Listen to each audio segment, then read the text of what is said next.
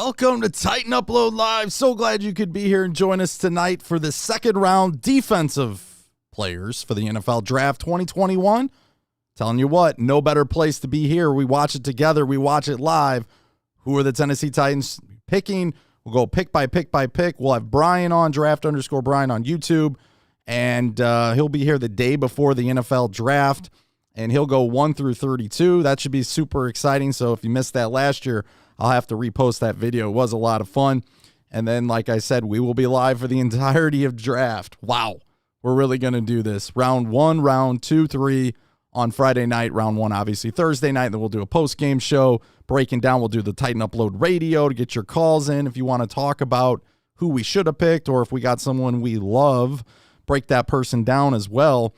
And then we'll move into day 2. We'll look into day 2 on Friday or Thursday night as well, like who's the best remaining players, and we'll kind of dive through that.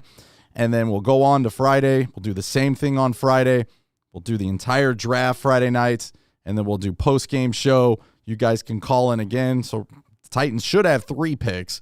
And if we trade back in round 1, we could have actually 4 picks in those 2 days because we have 2 third-rounders and a second-rounder. We got 4 picks in the top 100. Jacksonville's got like 5 picks in the top 65 or something like that. Ridiculous, but we're better than the Jaguars. So yeah, Cadero says tighten up that like button. I would love you guys to tighten up that like button. You do a video on that as well about who the new PA announcer will be, because that is a big deal. I don't really like the fact that they're kind of making it into American Idol thing. I just wish they'd pick the best candidate, but I can understand where they're trying to have a little bit of fun with it as well, and try to bring some more attention to the Tennessee Titans, which is never a bad thing. So shout out again to the Titans, just for doing what they do, what they're doing, what they do. I have no other comment. Just shout out to the Titans. If you guys have missed the draft series, we are on round number 2 out of the round of 10. Steven, I don't know if Steven's in the house. I thought I saw Steven. There he is. Steven is first up as he gave us the Zaven Collins. So we've been breaking Zaven Collins down a lot. So that video may come out tonight.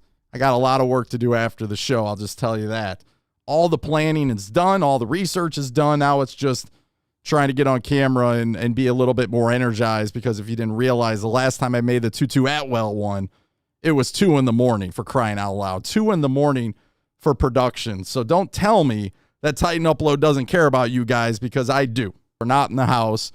Like I said, every now and then I'll shout out, like we got 74 in the house right now. Actually, we're not even close to 74. We got 39, but that's my point. Okay, this thing could get over 100, maybe not. We were against WrestleMania last time. But again, name your guy. This should be a lot of fun. But this is all brought to you again by Symbol.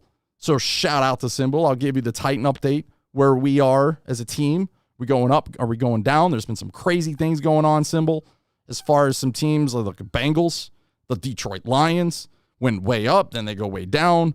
So again, stock market for you guys. Don't forget that promo code is in the description. Titan Upload. Get yourself $10 to make a deposit if you make a deposit. And remember, you got to be 18. And you don't have to be just a fan of the Titans. You might just love to be a fan of a stock market type thing. Buy low, sell high. You can trade. You can do all that fun things. Once football starts, man, I'm telling you, you'll start winning if your team wins. Don't forget to tighten up that like button as we're getting ready. I told you we're going to get ready. We're going to get started. We're giving some of these people, they always know I'm a little bit late. But you know what? We're here. So defensive guys today, here's the order we're going. Here's the order we're going to go. Edge rushers, defensive linemen, linebackers, cornerbacks, and then we'll briefly do safeties. I don't know if there's a market right now for the Titans to fall into a safety. We picked up the guy from the Jets. Hooker is going to probably fill in. It's nice to see him and Byard getting some work. But, I mean, if there's one that's going to fall in our lap, I'm definitely for it, to take the best player available when we get into this draft. We will be doing another mock draft this weekend, so hopefully you guys can join us Sunday night. Should be a lot of fun. This time we're just going to boom, boom, boom, boom, boom, get through it. So what I need from you, and this what worked out really, really well last time, we are on edge. We're starting with edge rusher. So all you need to do is kind of do what I'm doing here. I'm going to type in edge, and then I'm going to pick a guy. So I think we had Phillips first from Miami. I hope I spelled Phillips' name right. Phillips is 2 L's. You always got to check that, right? So edge, and you guys can help me out by telling me what college they are. You don't have to, though. So then I just look and I put the edge guys on here, and then we start breaking them down. Now, currently we are looking at the Athletic. I'm giving you just a little bit of a preview. I'm not giving you the whole thing because I don't believe in that. And I'm encouraging you, if you like this kind of stuff, to go out, get yourself a monthly subscription, download this draft copy yourself, and have fun. Have a blast with it. But, there are other sites, too, out there that will give you a little bit more information free. But I'm telling you, this is the best one I've seen to date. So shout out to The Athletic. Shout out to them for putting together one heck of a mock draft. And this, not a mock draft, but like a draft profile. And this is definitely something that I'm probably going to consistently look into. And I've reached out to some draft guys, and they've kind of come back and they said, yeah, I mean, they do a really, really, really good job. So, again, just giving you a little bit of something, and then you guys can definitely take that and do what you want with it. So we're going to start off. Thanks again for being here one more time. Just got to thank you guys. We are at 54 in the house. Don't forget to tighten up that like button. Subscribe if you haven't subscribed, and let's get into it now. So I'm going to type in edge. Here we go. Now, I missed Phil. We're going to start with Phillips, to be fair. So trust me. Be patient with me. Let's get into this. We'll start with Phillips. So right away, I'm looking.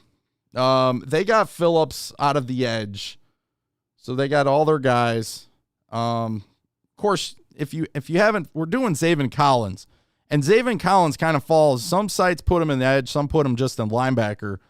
I don't think the Athletic has him in edge. They have him in linebacker, so he won't be here. But I will tell you, in one of the latest mock drafts by, I think, Pro Football Focus, the Athletic, their latest mock draft, they actually had the New England Patriots taking Zaven Collins at 15. So Zaven Collins is one of those guys that, like a lot of people really like him when they break him down. I know Brian really loves him. The more and more Brian talks about him, if you go to draft_Brian's YouTube page, he'll break down the actual video of these guys, which is phenomenal. Great work by Brian. But I mean, it's hard to not like Zaven Collins. I'm telling you right now, it's really, really hard. I cannot wait to kind of get into that video here after the show and hopefully post that for you guys tonight. So they got Jalen Phillips, number 3. Okay, but they do, I just want to warn, they have him round 1 to round 2. So this is a guy that they possibly think could fall. Ojulari seems to be the overall favorite for them. On other sites that I've been to and other places, PFN, is it PFN? They have, I think it's PFN. I could have screwed that up. But anyways, they got Kwity Paye. And then I've also heard people that are on Kwity Paye and they're like, yeah, he's not really that good. So it just all depends on the eye of the beholder, I think, for the most part. So again, if I'm coming in a little bit too hot with the mic, I do apologize. I'll kind of turn it down just a tad. All right, so let's get into this. Our first player right off the bat is Jalen Phillips from Miami. He's, about 260, roughly about 6'5". Is he 6'5", roughly? Or did I mess that up? Anyways, 5-star. So obviously had a lot of flash coming out. Started with UCLA and then missed 6 games with ankle injuries. Then he missed 8 games with wrist injuries. I think you're developing a pattern here. Then 2020, second team All-ACC, led the team in tackles and sacks. Finishes his career 86 tackles, 12.5 sacks, and 1 interception. Pro Day, which we're interested in. Again, I gave you the measurables. 40-yard dash, 4.57. So he's quicker than Zaven Collins, if you're wondering. Bench press, 21. Strengths, they have smooth, very smooth. Does get upfield quickly. Really good at extending the point of attack. Has an NFL-based body, so to speak, so he's got the frame. Can do a physical swipe, consistently makes plays from the backside because he hustles. Kind of has that, I'm sorry to bring it up, but it kind of has that Clowney motor on him, right? But, sack-wise, that's going to be the key. Can he make plays and then make sacks, of course. But But he led Miami in tackles for loss, 15.5, and sacks with 8 in 2020. So he's getting to the quarterback. He's making plays behind the field. If he's got 15.5 tackles for loss, that means he's also being a player in the run game. So it seems like he's pretty good. Now, what are the weaknesses of Jalen Phillips? Not sudden. Half a second to kind of get back to full speed. Let's see what else we got.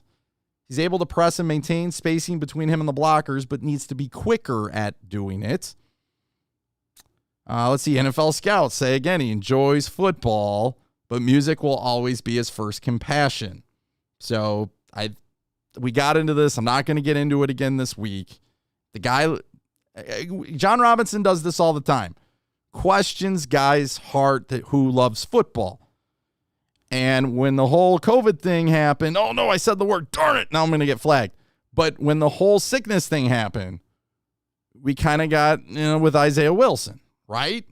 But injuries early in his career, also going to be somewhat of a weakness. Only really that one great season from him. But again, first round talent, does have some athleticism, right? He's very high energy guy, but they got him roughly going around first or second round, 22nd overall. Jalen Phillips, Miami, third best edge rusher in this case. So I will talk to you guys briefly if anybody has any comments on him. Anybody have any comments? You like him? You not like him? What are you thinking? Hunter says his parents were musicians. That's why I love Hunter. Hunter, some of you guys have so much talent you don't even know it. Phillips has a 4.540. Yes, he does. Let's see. Raven says Iron Lung Collins will win now. Oh, you guys are talking about Zaven Collins. Trilogy in the house. Tighten up to you as well. Michael says the Phillip is huge. So, okay. Ricky, tighten up. I hope we do win 15 games. It's a Young Money. I'm excited for this draft. Me too, man. Hopefully you stop by and give us your take. Biblical Beast Ronnie Perkins. Marshall in the house. I do too. Farley would be, and I'm not the type of guy that's gonna flip-flop with the whole thing, man. I'm telling you, the more and more I look, a lot of people said he would have been the number one corner. You're gonna have to take a risk to get him at 22, though. We know that. There was no way in heck we were gonna get Simmons, from where we were drafted at 19 in the draft. He was a top 5, top 6 talent, but because of the injury, he was sliding down the board and John Robinson took a chance on him, right? So again, we could have a chance to take him. Question is John Robinson, 2 back surgeries? It's tough. But is John Robinson going to have the guts to take a stud, or is he going to pass because Isaiah Wilson is going to be a linger effect? Don't let him destroy your draft. He already destroyed your draft last year, John. Just get him out of your mind. Let's not worry about him. All right, back to edge.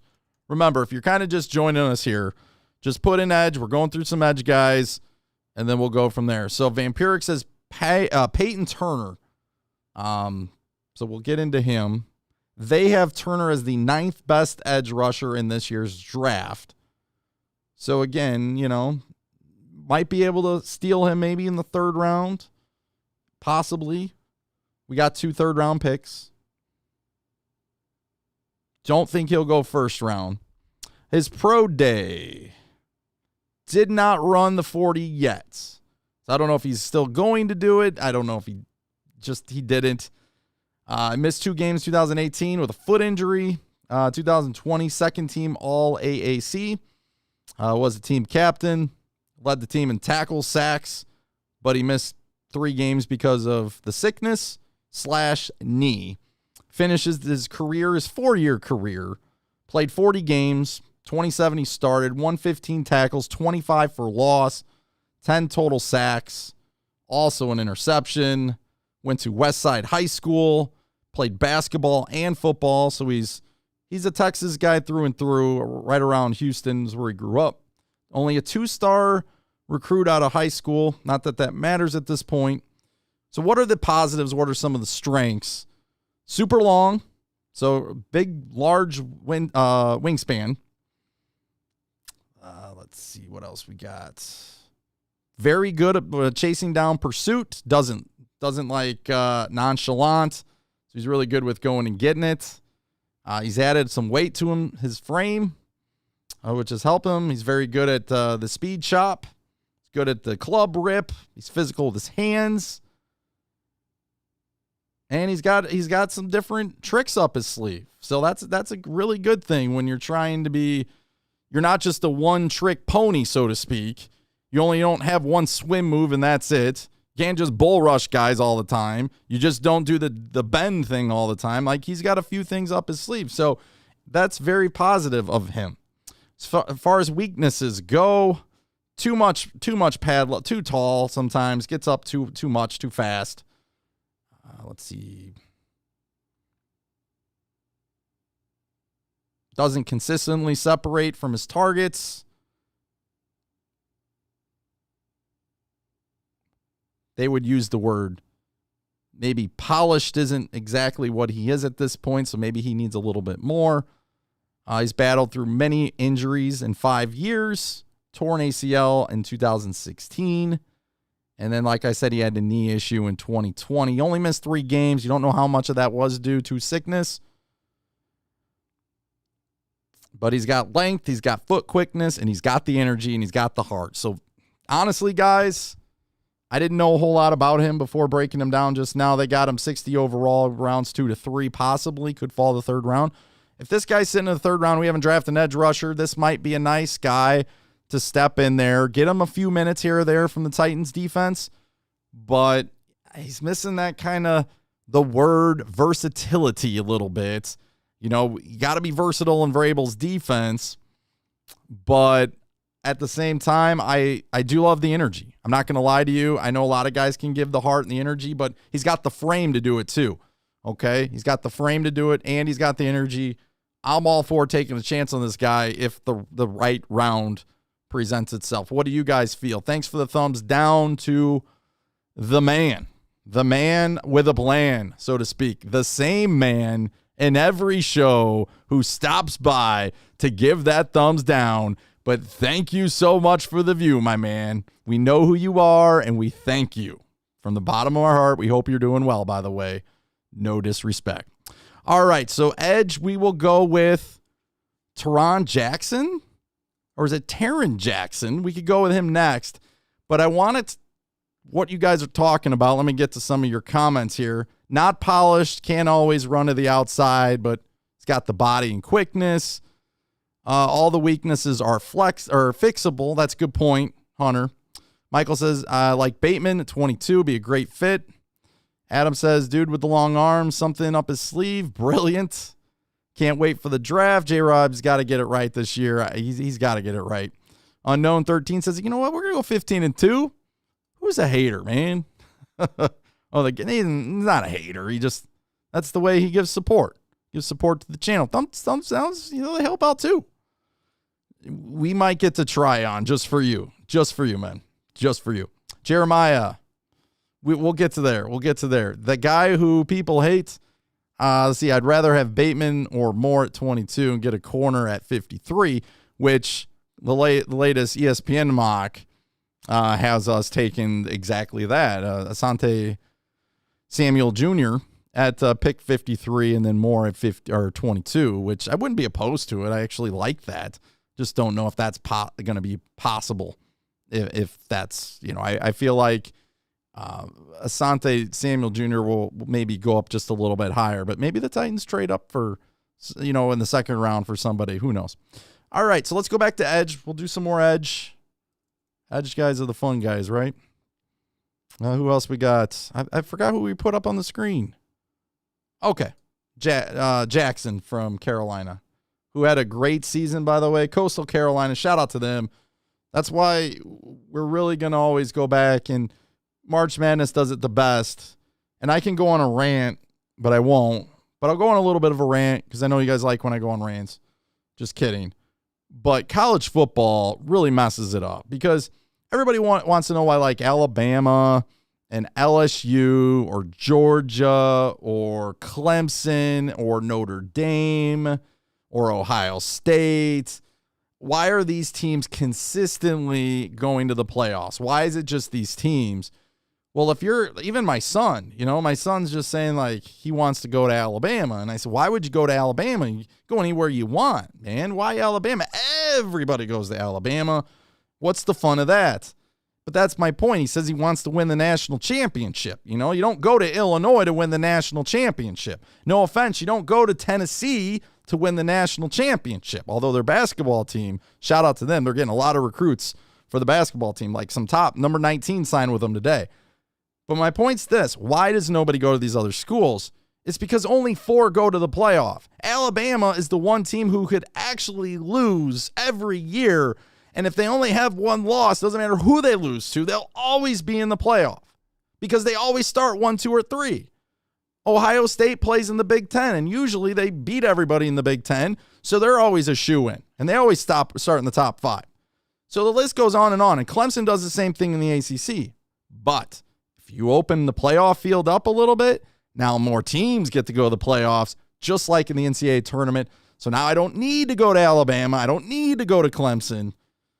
That's my rant for the day. But Coastal Carolina had a heck of a season. So shout out to them. Undefeated, I believe, right? Undefeated. Did they lose the bowl game? They might have lost the bowl game. All right. They have him 29th, 6th round. But you know what? I like 6th rounders. I like guys because we all know the guys in the first round. The only time you talk about guys in the first round mostly are if they don't perform to their ability. You know what I mean? Like when Corey Davis got talked about, it wasn't usually because Corey Davis was going to be an all-pro or Pro Bowl or those kind of things. It was for the simple fact that Corey Davis, a lot of people would get on him and say he's not living up to the hype, right? He's not living up to the hype. So a lot of people get on him. Same thing happened with Isaiah Wilson, right? Isaiah Wilson didn't get talked about because he was great. He got talked about because of all the stuff he was doing off the field. You know what I mean? And how he wasn't working out. He got more pub than some of these guys that actually were pretty consistent in the top couple rounds. But these guys never get talked about, and I love to be able to talk to him. So he's 6'2", 245 or 254, redshirt senior. All right, so he's roughly almost 23. Medical redshirt his first year. He was injured his second year. Third team all Sun Belt. I think Ken Moore calls games out of the Sun Belt as well as an announcer on ESPN3. First team all Sun Belt. Team captain, led the team in tackles, sacks, and forced fumbles in 2019. Pretty great season there. On 2020, All-American, consensus All-American, Sun Belt Division Player of the Year. First team all Sun Belt. Team captain, led the team again in tackles, sacks, and yada, yada, yada. 48 games played. He started 37 games, and he started 26 straight games as far as I know. Maybe 27 depending on, no, it would have been 26 straight games. Pretty impressive in 3 seasons. Had 26 and a half sacks, 44 and a half tackles for loss, 195 tackles. This guy putting up the stats as a legitimate stud. This has got John Robinson all over, right? He loves these kind of guys. The guys that don't get a lot of publicity, they play in a smaller school, smaller market. John Robinson, who knows? This could be a pick. But what's the issue? No star recruit coming out of high school. So when overlooked, wasn't ranked by anybody. Division II Limestone, his best offer until Coastal Carolina entered the picture. It does, unfortunately, he had some family where he lost his younger brother in 2008. So that's a very sad situation there. But anyways, he did go to the 2021 Senior Bowl. Anyways, Pro Day, 4.71 40 times. So obviously a lot slower than some of these other guys that we're going to break down. I'll get to his weaknesses first. He's the guy that kind of fits in between. He's not going to be like a super large dude, but he's not like super small. He's kind of a tweener. And in basketball, that's not a good thing. That is not a good thing at all. But it doesn't mean you can't play. In Illinois history, if I go back in Illinois basketball, Roger Powell was one of my favorite Illini during his time at Illinois. And Roger Powell was a tweener from Joliet. Like he did everything great. He's never going to be an NBA guy. I believe he went to be a pastor after Illinois. But my point is this, like if he was just a little bit taller, I think he would have went to the NBA. So sometimes these guys, these tweener guys, they give you more heart than some of these guys that are more gifted than them. But anyway, so yeah, he's a tweener. He does have some quickness, struggles with the dip, body bend, has battled through injuries, unfortunately, missing 12 games in his first 2 seasons, but he did go 26 for 26 in his last 3, which is better. Shed skills aren't really his thing. His handwork did improve somewhat. His rush moves are still kind of a work in progress. He is aggressive, but timing can be an issue. And then his strengths, he does have lateral quickness. He has he's got that ability to get through those tight gaps and stuff like that. Explosive upper body with the arms. That's good news. Able to jolt blockers. 26.5 sacks. We already mentioned that.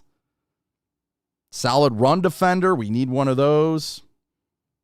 Effort. They even use the word love to hunt. This guy seems to be a player. Now, he's a tweener, we mentioned. He doesn't have that overall speed, but sometimes you got to even try harder. You got to concentrate harder. We went through this with some of these guys last year for the undrafted guys. Like, you have to predetermine almost. You have to read everything, because if you don't read it the right way, you're not going to be fast enough to get there. You know what I mean? You can't fall for those fakes. That's the one kind of knock on Zaven Collins. He falls for too many fakes, gets sucked in. But this guy seems to be kind of like, yeah, I like this guy. So thanks again for mentioning him, JT. I appreciate it. This is a good one. So he has college production. Let's see. Could be a spark player. Throw him in there. But again, 6th round, so he's going to be a developmental guy. See what else we got here from you guys in your comments. Thanks again for being here. We are at 61 right now. Kendrick, don't worry about it, man. Thanks for just stopping by. We appreciate it. Wentz is likely going to be disappointed, so they'll go 9-8. Barely. Oh, no, the Colt talk. I want to take Christian Barmore. Where are the Colts? Unknown says Chiefs 1, Titans 2, Bills 3, Ravens 4, Browns 5. Clowney likes the Browns better than the Titans, apparently. Yesterday made a comment that, hey, they won more games. Clowney, how many games did you win, man? Just saying. Let's see. JT says UT had the 2021 second class, but some of them decommitted because of Pruitt. Oh, no, that's not good. All right, so let's keep going with this. We'll do, Kendrick says tighten up that like button. We appreciate it. All right, so let's get back to the edge. We'll do 2 more edge guys, and we'll move on. Edge. Let's do it. CKLS, because when mocks first happened, Ojulari was the first one we were going to go. Now, the more and more I read about Ojulari, he's the most pro-ready guy right now. So if the Titans are in a window to win now, or next year, and this year, then Ojulari, according to a lot of people, would be the actual guy to go with. The problem is, usually your so-called number 1 pass rusher on the board usually doesn't make it to pick 22. Let's just call it for what it is. Will he make it to 22? Probably not. So the Titans are going to actually have to trade up. Now, there are some concerns, and we could break this more down on Sunday, but there's some things I'm not liking and I'm not buying. Number 1, I'm not buying that Mac Jones goes in the top 10, actually. I'm not buying that. I think it's all smoke. I don't think there's any way, and I might have to live and eat my words here, but I don't think there's any way that the 49ers traded up to 3 for Mac Jones. I think it's all smoke. Okay, I think they played y'all. Who knows? I just feel like they're going to take Justin Fields or Zach Wilson. Whoever's there of those 2, they're going to take. Then I heard reports of, like, people are going to trade up for 4 with Atlanta because, they want to trade. And like New England's going to trade up and give up all that capital to move from 15 to 4 and take Trey Lance? Really? 4? No, I'm not buying that one either. So as Titan fans, we have to hope, though, that Titan Upload is so wrong. And Mac Jones, Trey Lance, and maybe even somebody else, who knows, will move up in the top 21, because the more that these quarterbacks go, some people are saying the first 5 picks will be quarterbacks. I don't believe it. But if there are first 5, really the Titans draft don't start till 6, baby, right? 6 will be the number 1 guy other than a quarterback. And it's probably going to be Pitts. You could make a case it might be a receiver, okay? But for the most part, it'd probably be Pitts, or maybe the offensive lineman from Oregon, Sewell, and then off the draft starts, guys. So that is one concern I have, because I just don't buy it. So I feel like, sure, I think quarterbacks will go 1, 2, 3. But are you set on Carolina just trading for Darnold and they're going to take a quarterback like people are predicting? I don't know. But let's go Ojulari. We'll go one more, and then we'll take a break. So Ojulari, 6'2", 249, redshirt sophomore from Georgia. He's roughly around 21. A lot of these guys are young, by the way. So Ojulari from Nigeria. Son of Nigerian immigrants. Let's see, started football at 9 years old. 4-star defensive recruit. So goes to Georgia, has a right knee injury. 2019 led the team in sacks. 2020 second team all SEC. Led SEC tackles for loss, sacks, and forced fumbles. Had 8.5 sacks last season, 12.5 for loss. Finishes his career, which really only 2 seasons, with 14 sacks. Combine ran a 4.61. So again, there are guys that are faster, 26 bench press, which is pretty good. So he's got an excellent get-offs. He's very good at bending. Like I already mentioned, he's very polished. He's probably one of the guys the most ready to go right now with how he played at Georgia and all that he went through, and he got production and all that stuff. What else we got? Okay, drew a lot of penalties. That's a stat that's not on here. So he has a good sense for how he's going to be blocked so he can maneuver. Has a very good frame. Sheds blocks very well. Can attack the ball carriers. 5 forced fumbles. They love his character and his attitude. So if there's a question about Isaiah Wilson, we don't want to draft anyone from Georgia. Walker didn't work out a couple years ago before that. Now Walker charges like $100 to do an interview, apparently. Somebody told me. Oh, my goodness. Or I'm sorry, he charges you $100 for his charity. But this guy seems to be pretty good. I mean, if the Titans end up getting a chance to grab him, but do you trade up for him with all the other needs is the question. Especially if you got a couple corners on the board and a wide receiver. Who would you rather take? So many of you are, got to take Elijah Moore. Got to take Elijah Moore. Got both of these guys on there. You taking Elijah Moore or you taking Ojulari? Do you want the number 1 pass rusher of the class? Or do you want the number 4 or 5 wide receiver of the class? Which one do you want? I think that's up to you guys. Weaknesses. Relies too much on his outside quickness. So maybe that is a concern since we really do have Landry that does that somewhat. Really needs to break down better. We know that's kind of an issue with some of these guys with their feet, settle their feet. Didn't miss any games last season, but suffered a torn ACL in 2017. That's probably why he missed so many games early on. Had a red shirt and seems to be kind of stiff sometimes. Overall, though, very explosive. Does the dip and rip really, really well. Looks to be kind of a first rounder. Obviously, they have him 16th overall. So, again, CKLS giving us Ojulari. So, we'll do one more edge guy. We'll do one more edge. Want to do Ossai? We'll do Ossai. So, Jaybirds. We'll do Ossai. Now, Ken Moore, not a fan of him going in the first round. And Ken Moore would know. He former played at Texas. Lives in Houston. I know it's not necessarily in Austin, but it's close. And he says he's not he wouldn't take him at 22. He doesn't say he's not good. He just wouldn't take him at 22. So they got him ranked 8th, 6'3", 20, just turned 21 recently, 256, 4-star recruit also coming out. So both these guys were opted out of the bowl game to get ready for the draft. He's got 11 sacks in his career in 3 seasons, 36 games played, 24 of them started, 30.5 tackles for loss.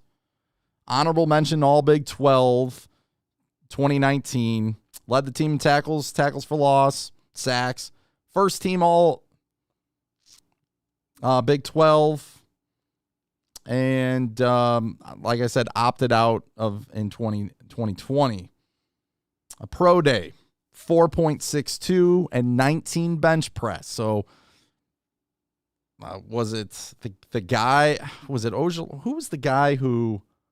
Let me go back up. There was a guy we just mentioned had like 26 bench press. So not much here with this guy. Is that a concern for you? 19. Jalen Phillips only had 21. And then Ojulari had 26. So definitely a difference in strength. But I'm not sure. Like, strength is important. I know, like, speed is ultimately important. But if you can't get by them all the time with the same move, sometimes you need to be able to move them out of the way and your defenders to go make a play against the running back too.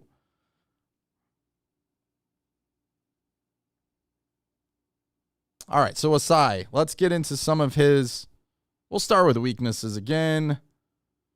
Has a variety of way attacks. Finds himself going way too far up the field sometimes. Inconsistently low run defender, lacks the ideal sand in his base, seems to be driven backwards sometimes,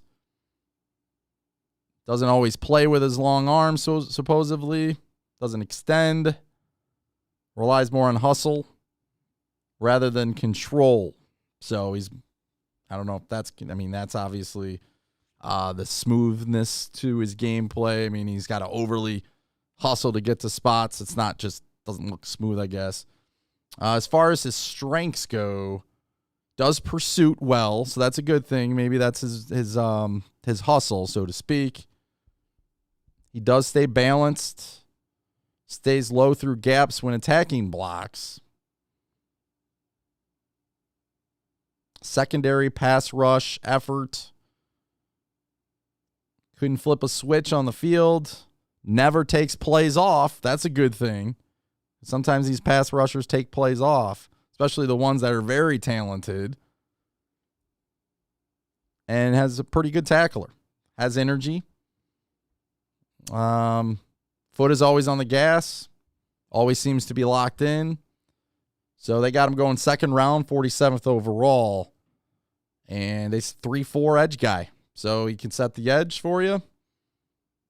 Again, the strength does concern me a little bit with Ossai, and the constant hustle motor with the smoothness maybe a little bit too, where he's got to overplay a little bit to keep up with everybody else. But again, as far as production goes, 16 tackles for loss last season, 5 sacks, played in a pretty decent conference.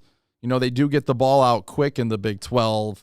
So to be able to do a lot of those tackles for loss really does show that he can get in the backfield, but you don't want to go too far upfield. So, all right, we're going to get back to your comments when we come back. We're going to take a quick break, and we will see you in a minute. Tighten up. We'll be right back. Let me tell you about our great friends over at Symbol. Symbol is a stock market for sports that allows you to trade teams like stocks and earn cash payouts if your team wins. Symbol offers a new way to invest in your favorite teams without those high fees and heavy losses.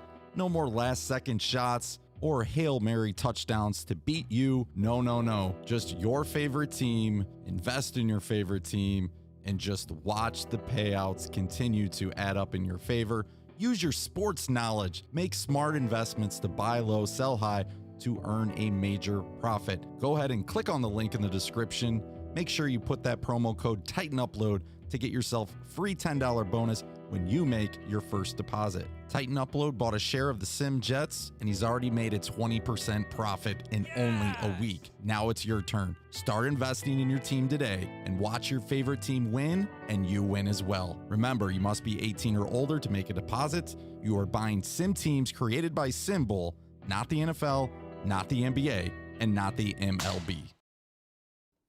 All right, we are back. Let's get into some of your comments. Just finished up the edge rushers. And we got some good. I like the Coastal Carolina guy. I do. I like the Coastal Carolina. What about the edge from Buffalo? The edge from Tulane? I wish I could get to more of these for sure. Someone's talking about someone's mom. Ossai would be my other choice. Trade up in the second round for him. Yeah, and I think that's it. The second round. Guess Ken's point was not to go in the first round, but I get your point. Jenkins, Daniel Pope says, I'd love to be a fly on the wall for 20 minutes, Titans draft room.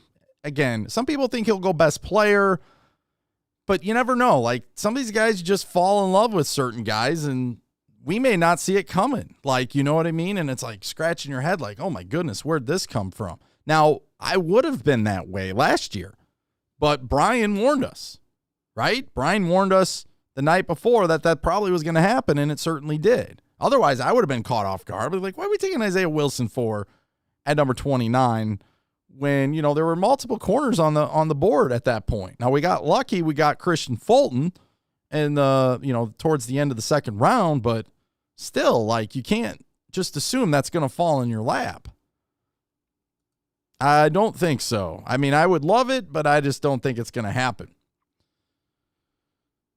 Scary weaknesses, relies on speed, but isn't flexible. Yeah, that is kind of scary. Yeah, it's interesting, Michael, in those later rounds. I think we should aim for talent, try to find players with high potential. You got to find guys that are invested. You got to find guys that are willing or love the game, but are willing to put the time and the effort. But you're also trying to find guys in those later rounds who could excel later on. Like, they're not going to be go-to guys. Like Chris Jackson starting in game one or playing multiple minutes against the Broncos, the 7th-round pick from Marshall, who had a great camp. But everybody told you Khalif Raymond had a great camp too, and they showed you the little clips. The media was kind of behind that, but they showed you the clips, and they kept saying how great he was, great he was, great he was. But he had one good game, and that was against Minnesota, and honestly, we wouldn't have won without him. I mean, he had some key plays in that game. But they didn't see enough. They didn't see enough in practice.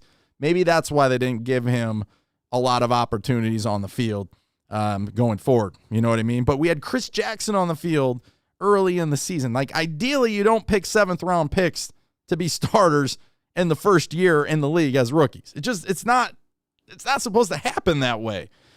And with injuries and all that stuff, we were kind of forced to go in that route.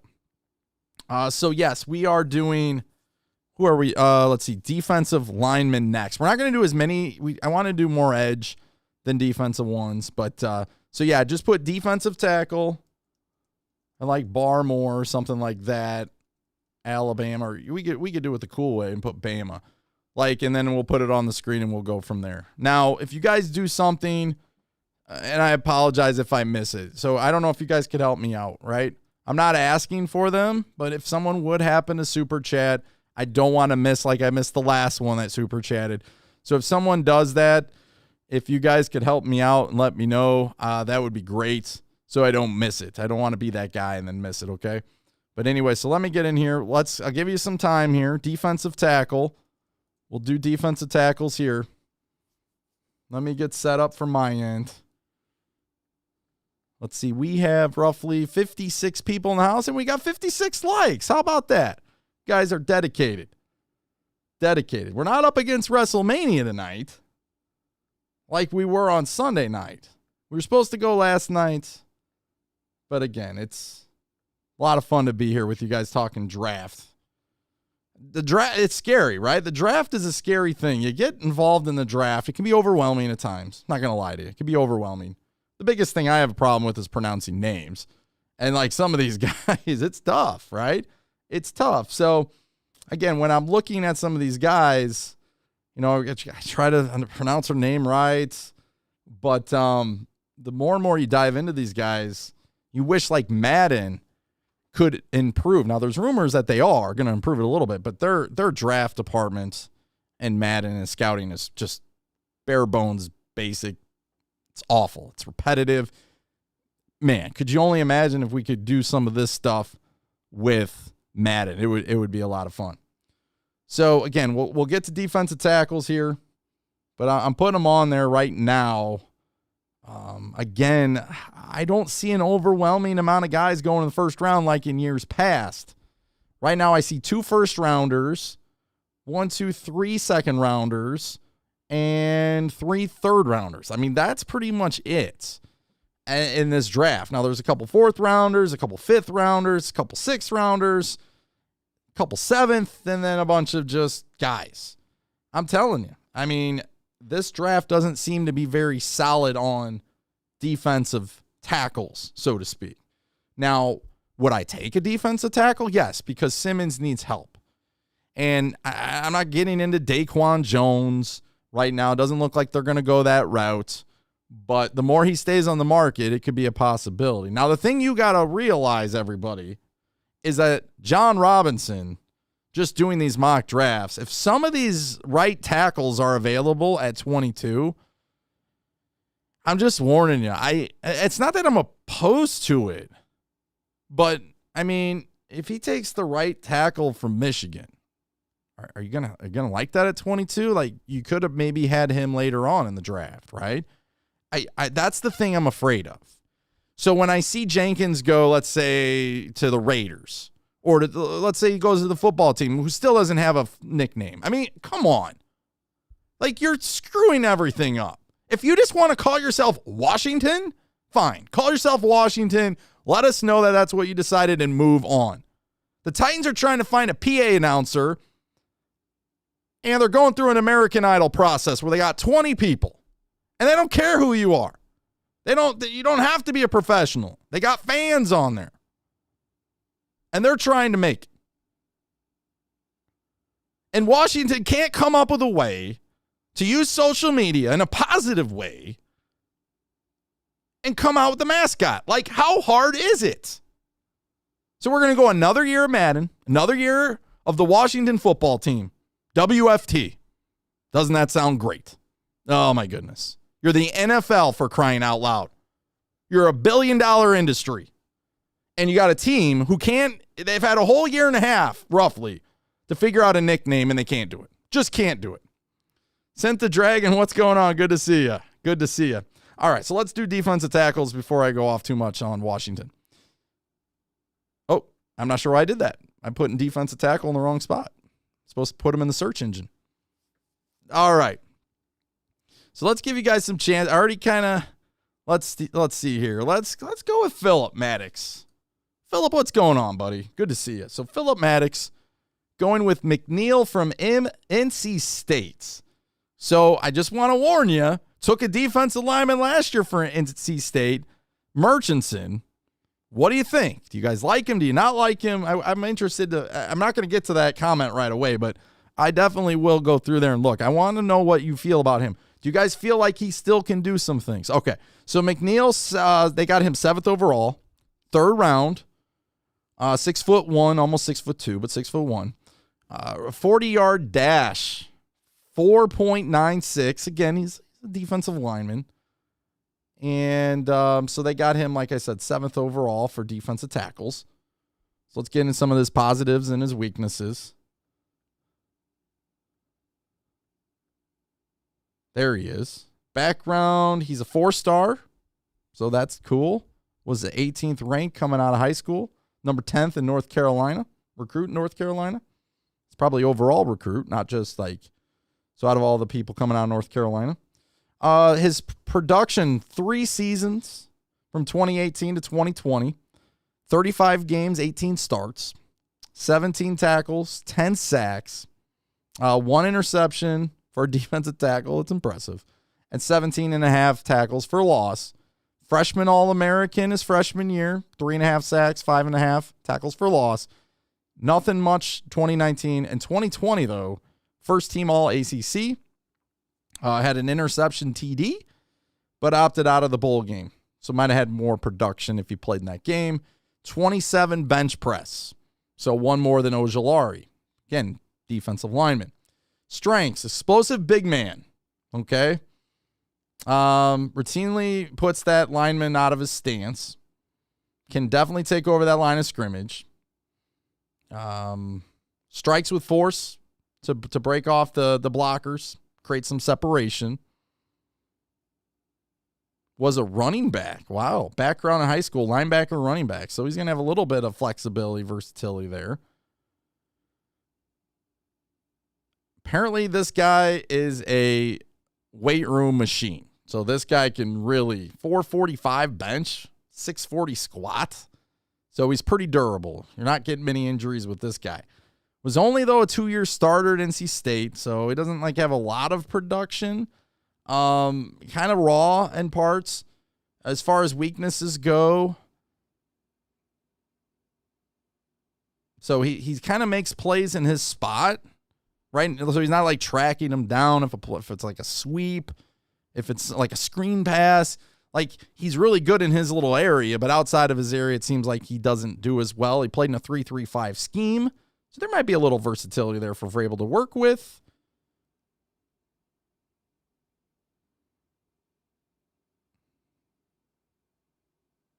Let's see what other things that he do not do well. He was relatively fresh, not much production, supposedly, with the rotation. So with staying fresh, he wasn't able to excel there. And pass rush is definitely going to be an area of concern for him. So, but they have him 85 overall in the 3rd round. So thank you for that one, McNeill from NC State. All right, Hunter, we'll put you on the clock. TJ Slaton. TJ. So I don't know. You guys can comment if you like McNeill or not.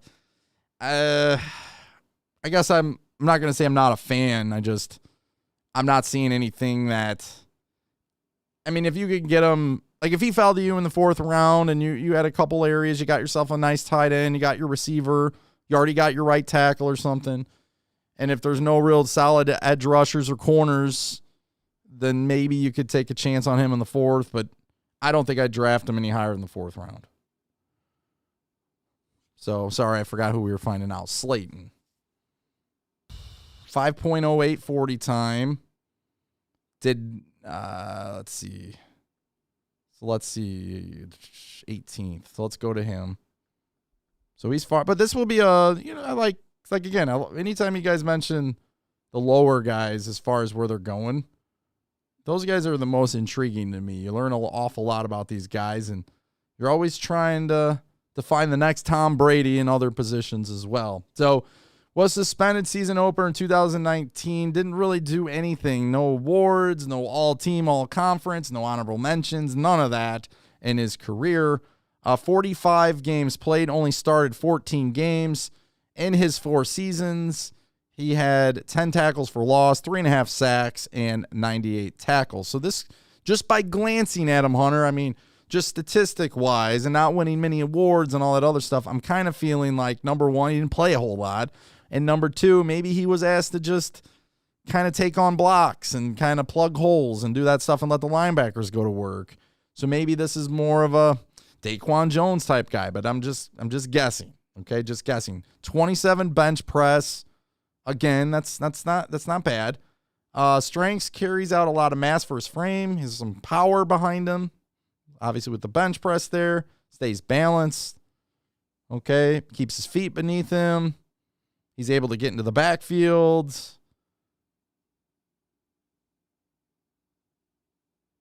As far as weaknesses, so he's kind of a larger guy. So weight's an issue, kind of puts on weight. One time he was over 380. Wow, 380. But that's okay. Remember Sam Adams back in the day during the Eddie George days with the Ravens?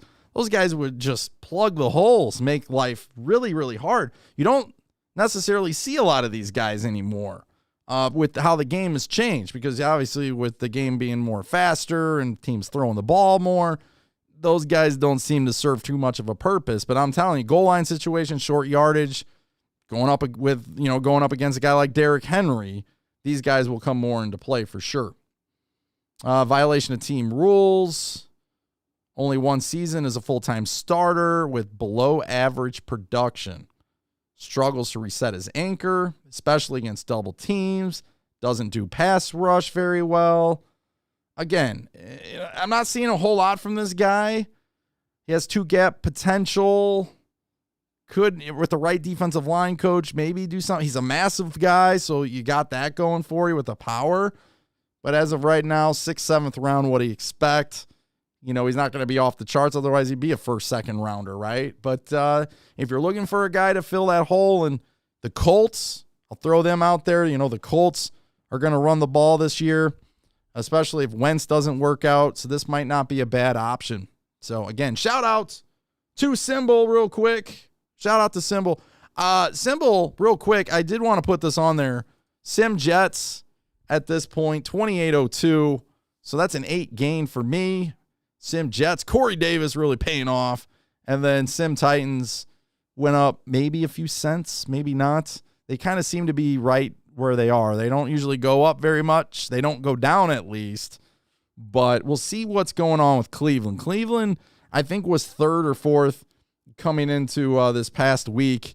And now with Clowney, we'll see if that, I'll let you know how that goes on Sunday. But shout out again to Symbol.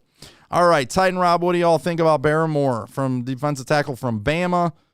I want to do Barrymore. We'll save him for last. Let's do one more guy. Yeah, Vampiric, I'm agreeing with you. They're kind of shallow this year. Even Barmore, it's like some people are not exactly very high on Barmore. Remember we did our first mock, and I couldn't believe we got him at like 32. But then somebody's saying he's kind of going down. Let's see.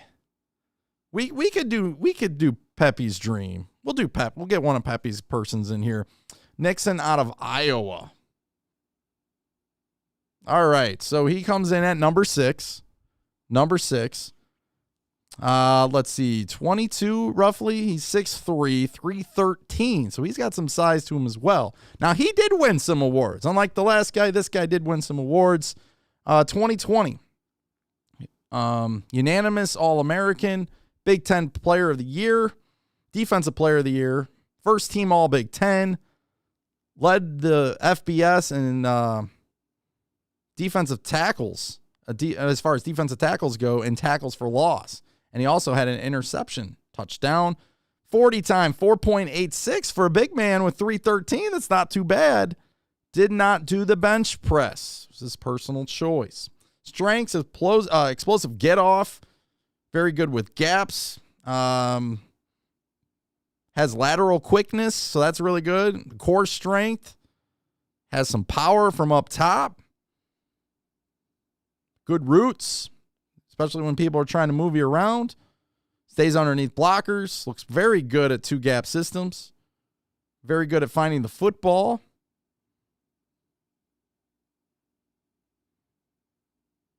He has about 1.5 tackles per loss per game. That's pretty good. Weaknesses. Sometimes will be off balance at contact. Needs to improve with his transitions. Sometimes he struggles with the length, with shedding. Isn't explosive to contact consistently. Too many runs through the gap. Had a situation where he was investigated with some dorms. Was in the transfer protocol, but then nothing happened, so I believe he stayed. So it was only really a 1-year starter at Iowa. Okay, did the JUCO route. So he did JUCO, which is fine. We have a guy on here that did JUCO, right? Right? So Tart, remember? Tart tried to do the JUCO thing and he got kicked off the team. Last chance you, but he was very consistent for us. He was one of the guys that kept with it. Let's see. As far as he does need to mature a little bit, lacks the actual, would you say, the experience, so to speak.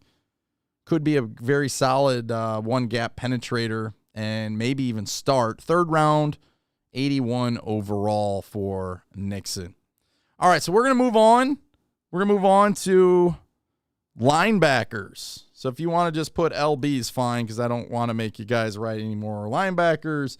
We could go LB, Collins, and boom. So I'm not going to do anything with Collins right now. Barmore, I know you guys were asking about. They thought he is the best as far as the defensive tackles go, and I've seen him go anywhere between 15 to all the way down the board to maybe even falling out of the second round. So, I mean, it's just kind of where you feel the need is. Pairing him up with Simmons seems to be pretty, 6'4", 310, really young, right? Almost 22, only played 2 seasons. 24 games played, only started 6 games. It's a concern, but if you watch the playoff run by Alabama this past season, he was a force now, right? He was a force in the playoff games. So he's playing his best football as of when he was done in the playoffs. And think about it this way. When do you want a player to play their best? In the playoffs. So he's got that going for him. National championship, defensive MVP, led the team in sacks. Didn't even start. He started 5 games, led the team in sacks, 9.5 tackles for loss, 8 sacks on the season last year. So he's not coming in with overall experience like some of these other guys. Maybe that's why he's going. I've heard he's up too high sometimes. When he's not a really solid run defender. You would think he'd be a little bit better as a run defender, but he's not. And that would be an issue where if he's coming into our system, I need him to help out against the run, because we are going to face some teams, I believe, that are going to run the football quite well this season. And Indianapolis is going to be one. Mack coming back. So you got Mack, a healthy Mack, and Taylor. They got a pretty good offensive line. If Wentz plays even okay, the Colts are going to be really good. Now, wide receiver might be a concern. I know Hilton's getting older. Defense looked pretty solid last year. But we're going to have to do a very, very good job of stopping the run this season. If you can't stop the run, it doesn't really matter if you get to the pass rush, because they are going to keep coming after you running the football. That's why we were so successful in the playoffs. It didn't matter what else we did. They couldn't stop the run. They knew we were running. They couldn't stop it.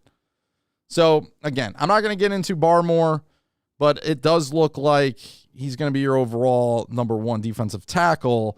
And the production, just go watch the 2 playoff games. Go watch the highlights. You'll see him in pretty much every highlight defensively. The guy was a monster and took over that game. So we'll go with, like I said, linebackers. Let me get to some more of your comments here on Titan Upload. Let's see. Jabril from LSU, right?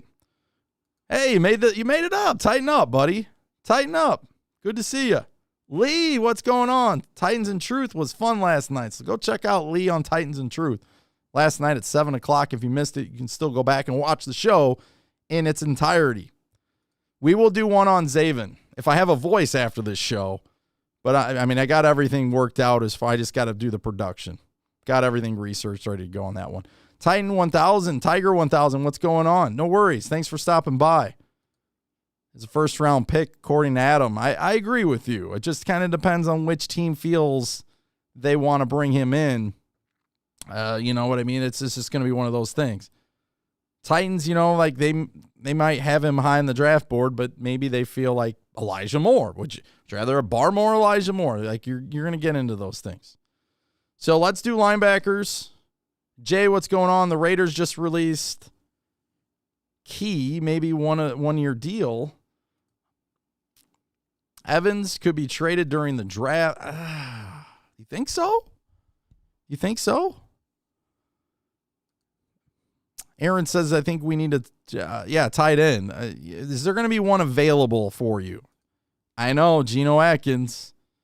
We don't have a lot of cap room, but I think we can find a way to get it. Oiler Titan says, back in 2010, Geno Atkins from Georgia is a top 10 player in the draft. He went in the 4th round. Yeah, so sometimes these things do happen. You are definitely right about that. If we trade Evans, we're going to go in Parsons, I think. Parsons is interesting. I do have him on the cover tonight. partly because I was putting J.C. Horn on the cover and it didn't work out well. You know, this guy really does.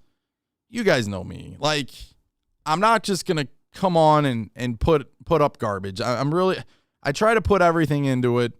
Sometimes things don't work out. The draft series video, which I'll put on the screen one more time, something we're doing. It's a lot of work, I will tell you. But the reason why some of these videos take forever to come out is just because I try to make sure like everything's perfect. And it's never going to be perfect. So in this past one, you guys pointed out like, dude, like, are we selling homes upload? Like, what are we doing, man? And I'm saying, what? And, you know, I saw the thing 1,000 times, the intro to the draft series. And I'm like, you know, I put a lot into that. You know, I put the extra sounds. I put the marching band when it flies over Boise State, when it shows the high school field. I mean, I got the cowbells going on like it's a high school atmosphere. The NFL game outside of where the Cardinals play, they just changed the name. But anyways, long story short, instead of put dreams become reality, I put dreams become reality. And I was just like, oh, you got to be kidding me. But as far as the thumbnails go, like I put a lot into those thumbnails. I just don't go and find a picture and plop it on there and go. Like I put a lot of effort into that. But it's just the J.C. Horn one wasn't working out. So I went with Parsons. But Parsons is one of my favorites in this draft. I know he opted out, but again, I feel like Parsons, where he's going to go top 10. He did have, you're right, Raven. He did have character concerns, and that's probably why we would never trade up for him. But if he gets it together, man, this guy could be legitimately the real deal. So,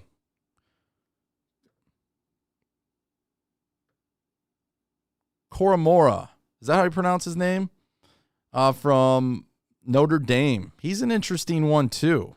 So you had him 100 and then Parsons 2. So, all right, so let's get into some of these linebackers. We are an hour and 18 into the show. We'll probably go we got to get through some, we're on defensive or linebackers, and then we'll go corners. We won't get to safeties. It's just too much. Scout says Parsons is, and yes, Michael's got a good point. Some scouts aren't very high on Parsons, but I like Parsons. It's just a feel when I see him play and kind of break him down. I like Parsons. All right. And I'm not going to lie to you too. Like when you do it has nothing to do with it, but when you do those Madden mock draft or the Madden fake drafts, and you actually do like the draft from the 2021 draft, 2022, and you customize them, Parsons was just a stud in the league, man. And again, maybe that's why I really liked Parsons. Who knows? But I do hear mixed results on him for sure. So we'll go LB here. So let me put in LB. Oh, I did it again. No worries. So we right now, 66 of you in the house. We have 67 likes. We have more people have liked it than watched it or that are in the room right now. That's impressive. All right. Oh, my goodness. Cody. He wants to go Jabril who just is having a pro day or just had a pro day at LSU. We could do that. We'll do him first. So we'll go linebackers. Again, we're not going to do Zaven Collins because I'm doing a video on him. So no Zaven Collins.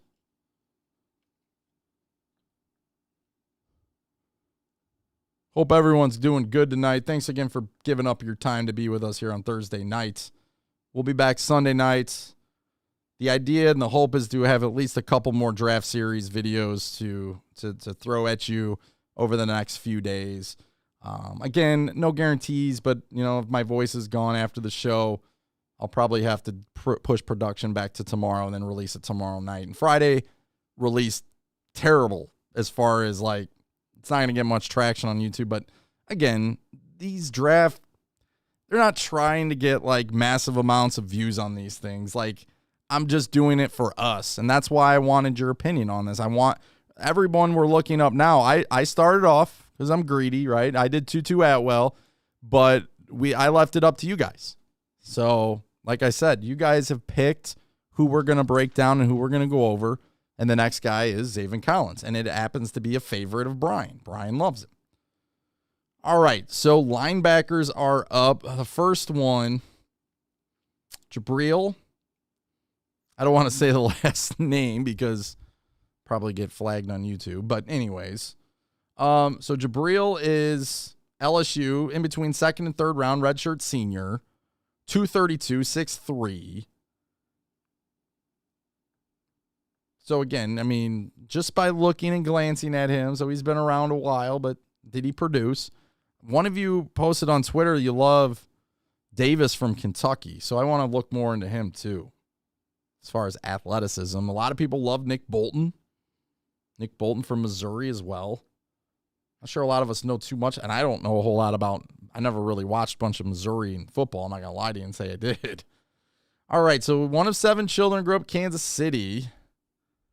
Two-star coming out, 77th ranked, dual threat quarterback. This guy played quarterback too.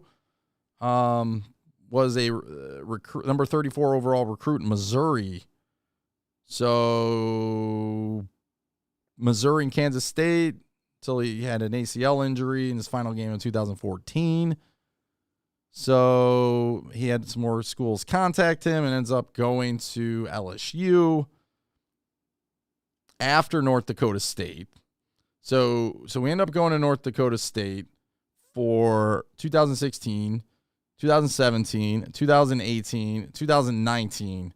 He was first team All-American, first team Missouri Valley, and Missouri Valley Defensive Player of the Year in 2018. Had a shoulder injury. In 2019, he started in 2018, 2019, he started 30 games total out of 30 games. So a very consistent player. At LSU, he started all 10 games. He had an interception touchdown. He had 15 sacks in his career, only one at LSU. That maybe is a little bit of a concern. 6.5 tackles for loss. Combine did not do really anything at his pro day other than get like his height and his weight. He's 6'3", 232. So a lot lighter than some of these other guys we talked about. He looks the part of an NFL linebacker as far as his strength. He's excellent in space. Seems to be very productive and disciplined in coverage. Again, overall, 15 sacks, 38.5 tackles for loss in his 4 seasons. With 26 pass deflections, which is kind of cool for a linebacker. Weaknesses, inconsistent with run and getting the run fit seemed to be somewhat of a concern. Did play through a torn labrum as a junior, required offseason surgery, so a little bit of a concern with his injuries. Sometimes his angles aren't exactly in his pursuit, so you can see that being an issue. I don't have any 40 time on him to let you know like how fast he is. They say he does have smooth athleticism, spatial awareness, and he's a good character, and he's a versatile defender. So they believe he could play 3 downs, and that's important when you're projecting. This is a guy I would think of that maybe you look at what he did at North Dakota State, but as far as what his production goes at LSU, maybe you don't put too much into that, and you focus more on what he can be. And let's be honest, North Dakota State actually is a pretty good football program, even though they're not, in the top end of the spectrum with Alabama's and the Power 5 conferences. North Dakota State wins championships at their level consistently. Know a lot about them with being, graduating from Illinois State. So, like I said, and we've seen production come out of there. Trey Lance is coming out of there. Carson Wentz came out of there. So we got linemen that come out of there. North Dakota State's not anything to kind of, glance at it and just not give them much respect. North Dakota State's got an awesome football program. So, again, there you go to start us off. Let's get into some more linebackers. Couple more, and I did it again. My bad. I just keep doing that consistently. All right, we'll go with Lee. KJ Britt from Auburn. Oh my! All I think of is Kenny Britt. All I think of is Kenny Britt, man. I don't know why, but not the one from Auburn, the one from New Jersey. So it's 20th overall. They got him going in the 6th round. He's about 6 foot, 235, 4'7", 640. So 20th overall. Again, I like breaking these guys down. Guys that I don't know much about a lot of these guys. I've already mentioned my flaw in college football. Partly maybe it's because I'm an Illinois fan, but who knows? Illinois supposedly has the meanest guy in the draft, the center, and he's in the top 100. I could give you his name, Kendrick Green, if you want to look him up. We do need a center. Possibly, Ben Jones is getting older.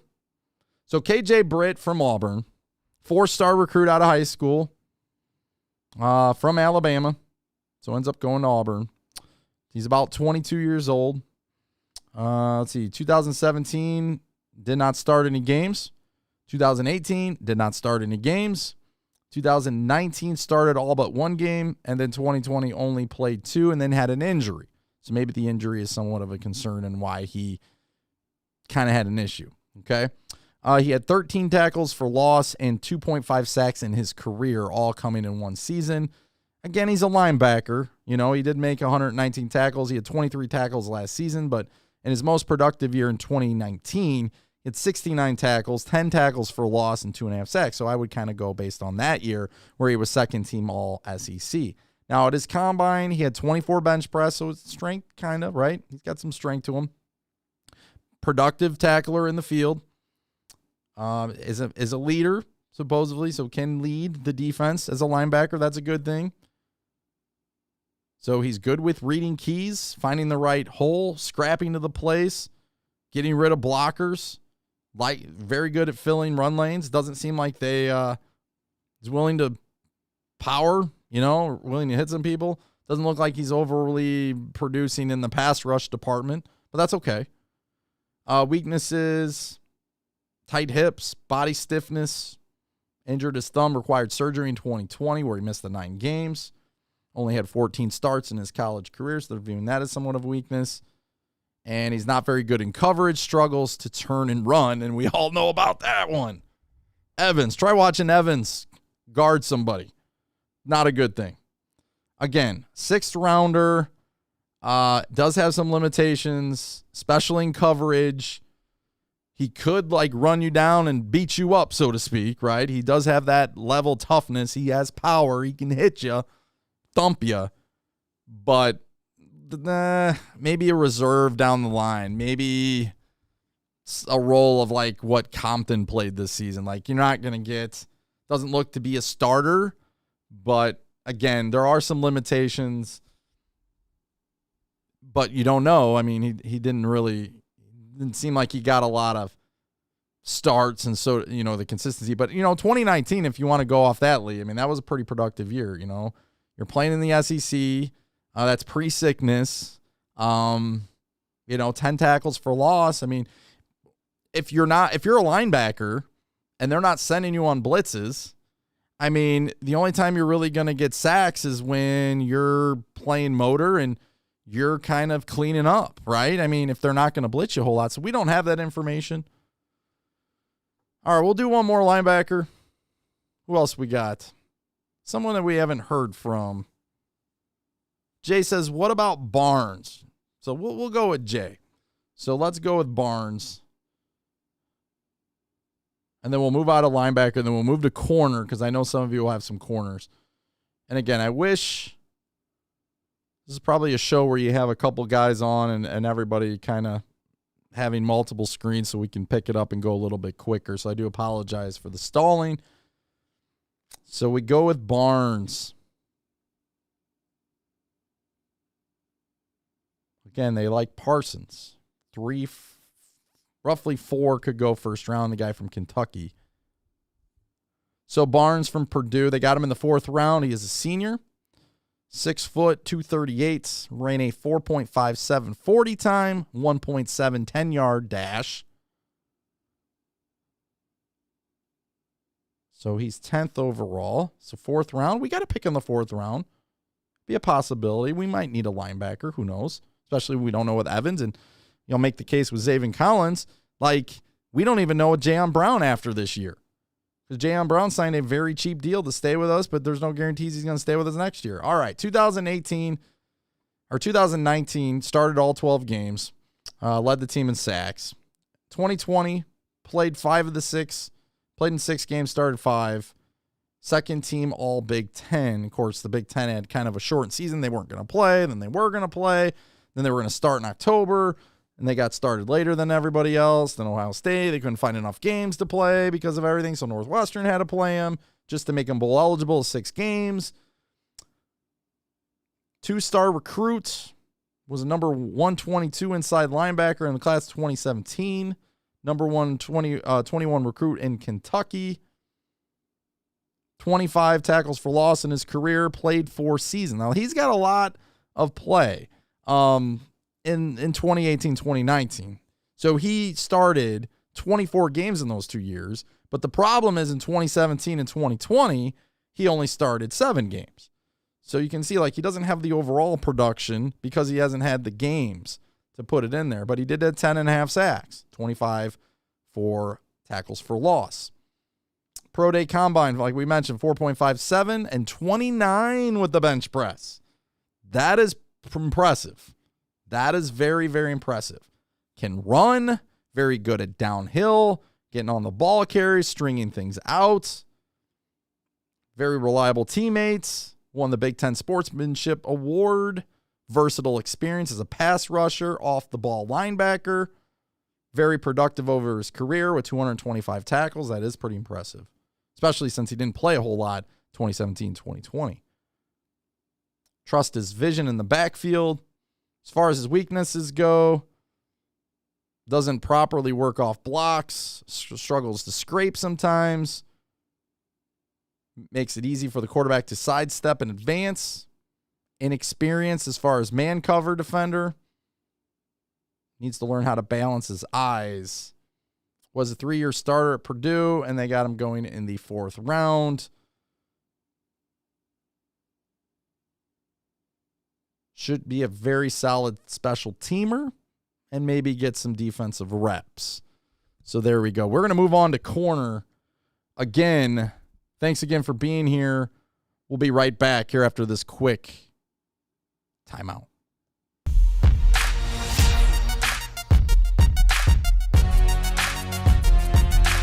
All right, we're back. Don't forget the draft series is kicked off. We already have Tutu Atwell, so if you haven't watched that yet, go watch it. Definitely tighten up that like button as you watch it. Leave a comment. Do you like Tutu Atwell? Do you not like Tutu Atwell? I'm not going to take any offense to that. Some of you have been getting on me a little bit.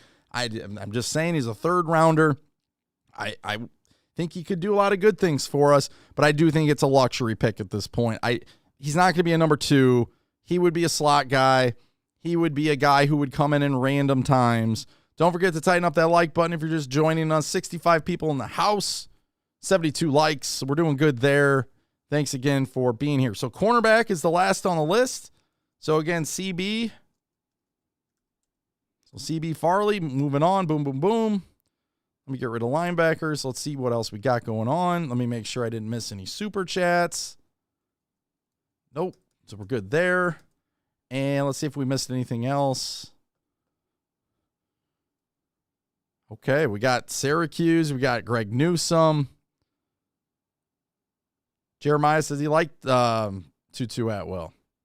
You know, I wanted to say something real quick as you guys can go ahead and comment CB and then put whatever. I'll just put CB in there and I'll see what we got going on. But I do want to make it a point, like, I do promote because they are a big part of this now with Symbol. They've invested in Titan Upload, and I appreciate that. I really, really do appreciate them. They have felt like, you know what, Titan Upload is worth taking an investment in and a risk on. And like I said, so shout out to Symbol. You know what I mean? And anyways, but the bottom line is this. Again, we're going to get Kenneth, the CEO, on here. He wants to come on. He wants to talk to you guys. He's a football guy.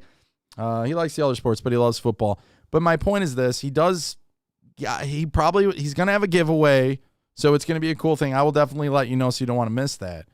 But what I want to mention with the whole Symbol thing is if you do, like I kind of throw the Jets at you guys consistently over and over and over. I'm going to throw them at you right now. Boom. Sim Titans and Sim Jets. But again, with the Sim Jets and the Sim Titans and stuff, if you guys go ahead, of course you're 18, but if you go ahead and you make an investment and you did type the promo code and all that stuff in, I would love to hear from you. I know I've heard from one of you. We had 7 of you over the last course to actually go and invest in a team, and I know that some of you have had questions on that. But, if you're going to go ahead and take the time and do that, then we definitely want you guys. I'd love to know who you are. If you don't mind, I'll put you on the screen. I'll talk about it a few seconds, and I'll actually, if you guys are investing in other teams, I'll keep track of those as well. So we're going to be tired of the Sim Jets all the time from my point of view. But if you invested in the Panthers or something like that, you can definitely follow them as well. So if you do, just let me know, and I'll give you a quick shout out for sure. All right. Cassidy says facts. Okay, so let's get into this. Fleetwood Titan says if Caleb Farley falls, which he will, best choice for the team Super Bowl window, needing an impact player. I'm going to answer this with my whole heart, okay? And I'm not sugarcoating it. I'm not going to say one day I'm not going to tell you, he can't play in our defense because he doesn't play on the ball and he's more off the ball. We don't know that officially. We hear a lot about J.C. Horn being on the receiver, bump and run coverage, boom there. But you don't know the style. I mentioned Malcolm Butler in a couple shows ago. Malcolm Butler was playing 10 yards off the ball. You think Malcolm Butler wants to play 10 yards off the ball? Heck no, he doesn't. He wants to be in your face. But sometimes with the scheme and what the coach wants on the defensive part, you have to run. Football is a team sport. You don't just say, hey, I'm a cornerback, I'm going to play the way I want to play. You play what you're supposed to play, right?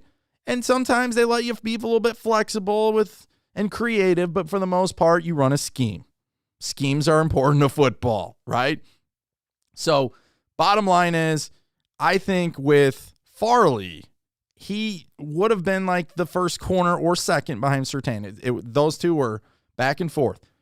If he falls to you, you said it was okay to take Simmons coming off that ACL injury, and you never knew. And Simmons also had other stuff going on. Let's not just act like he was coming in and he was just top 5 pick and everyone was going to pick him 5, and nobody took him for whatever reason. He just kept sliding down the board, and here come the Titans. Boom. No, it was a risk that John Robinson did, picking him at number 19 or whatever it was, knowing, number one, you really weren't sure if he was going to play the next season. The Titans were kind of making a little bit of a steam. They were moving in the right direction. You needed a first-round pick to be able to play in that season. And honestly, he played pretty well when he came back against the Chargers midway through the year, and it paid off. The guy's a solid guy. I understand he had a situation in his past, but he's lived it. He's learned from it. And you know what? He has just been, John Robinson invested a lot of time and energy researching him and finding out more and more about his character. But Farley falls down the board. Can John Robinson do the same kind of thing with the injuries of the back, knowing he doesn't have a first-round pick from last year? I'm just asking John Robinson, please, John Robinson, do not have Isaiah Wilson anywhere in that draft room.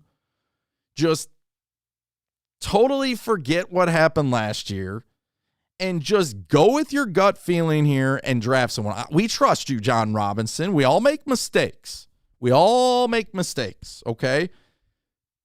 Be confident in your pick, but if you love Farley, don't be like, well, Farley might with the back injury, so we can't take a chance there, even though I love him, because I screwed up last year's draft with Isaiah Wilson. Please don't do that. I think we're all going to be in real trouble if we go in with that mindset. Just trust your draft board. If Farley's the best on the board, he's available, you take him. If he's not, fine. And, go in a different direction, okay? So let's get the cornerbacks. Cornerbacks, 75 likes. Can we get to 100 likes? It's going to be hard, right? Because we got only 58 of you in here, and we got 75 likes. So I apologize. This is not always the funnest show for people because a lot of it is, there's no guarantee that you want to talk about someone like Stokes. There's no guarantee that somebody else wants to talk about Stokes. And there's a lot of off time. And there's not a lot of interaction where, I'm going through the comments like we usually do, okay? Now, we had Ryan on the show, so at least last time, we could ask Ryan with the Titans perspective. we always think about the Titans' perspective going into this. But again, if you're from a different team and you like the Packers or something like that, again, it's totally fine. It's just we're kind of looking at it from the Titans' point of view. But if you're from a different team, don't feel bad about commenting or putting what your needs and wants are for the draft as well. Because when the NFL draft occurs, I'm telling you, it's going to be crazy. It's going to be a lot of fun, too, to break this stuff down and go through it with you live. So let's go cornerback. Sauce. Got to get Sauce in here, right? So Johnson. Let's go to Johnson here. Cornerbacks. Let me get set up here. You guys can keep putting CB, whatever you want to talk about. We'll do a few corners. Now, I want to kind of stay away from Newsome and Farley because I think I'm going to do one video with them together and comparing because a lot of people have both of them up against each other. You know what I'm saying? They got some people are really, really big on Newsome for the Titans at 22, like mock drafts, and then some people actually had Farley, you know? So I think it all kind of depends, but I think Surtain's going to be the number one corner that goes. He'll go top 10. Probably, I think Dallas, unless Dallas is being serious about maybe trading up. J.C. Horn has gained a lot of steam lately, too. So they got J.C. Horn as number 2.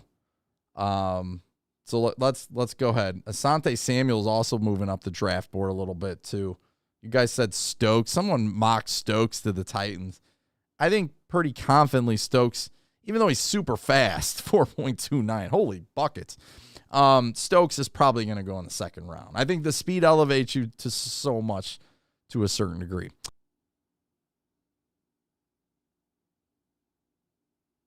So he might be someone even later. So I'll go back to the other guys. I don't see him on here, though. I don't see him on here. Jeremiah says Asante Jr., Samuel Jr. So they got him number 5. And he has got 4.38. So that's not bad for 40 time.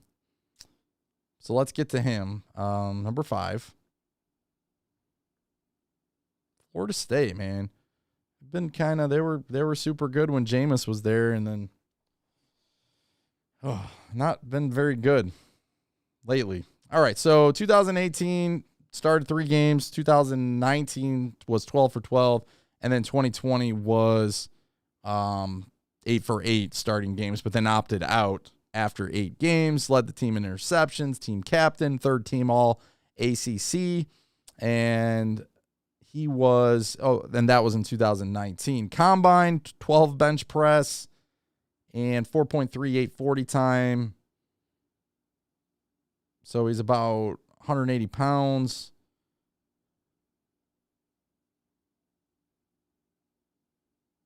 So we got, let's see, strengths, average, above average athleticism, outstanding drive mechanics. He anticipates well, trusts his reads. That's a good thing. Average 24.7 yards per interception return. So he can definitely make, it's a small frame player, but plays fearlessly. Won't back down to anybody, especially on jump balls. So that's good. So a very impressive ball production and can play outside and in the nickel. As far as weaknesses go, is undersized with below average height. So again, height, definitely a concern. 5'10", roughly. Now again, I feel bad for the 5'10" guys because I'm 5'10", but just throw it out there. Sorry. So was a 3-year starter at Florida State. As far as some more concerns, his size, his durability in the NFL.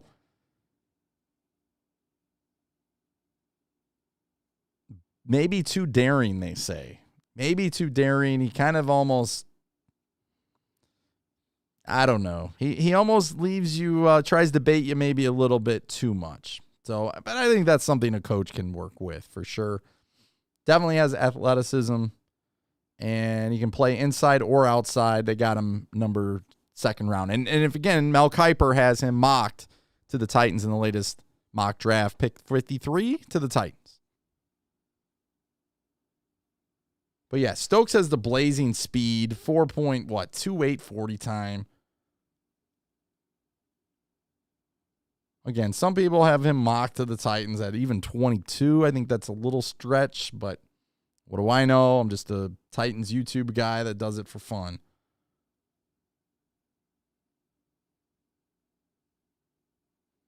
Campbell from Georgia, I've heard some things on too.